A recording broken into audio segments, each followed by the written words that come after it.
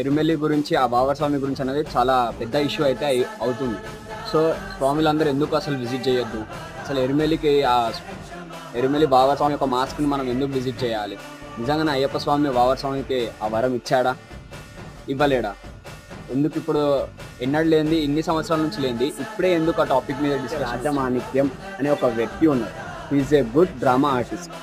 చాలా డ్రామాలు అయితే చేపిస్తూ ఉంటారు అనమాట. ఒక అయ్యప్ప భక్తుడు ఈ రాజమాణిక్యం అనే వ్యక్తిని కలిసి, సార్ ఇట్లా మాకు అయ్యప్ప స్వామి భక్తులు కదా, ఇట్లా మాకు అయ్యప్ప స్వామి ఒక నాటకం అస్సలు కథ అనేది ఇప్పుడు మొదలవుతుంది.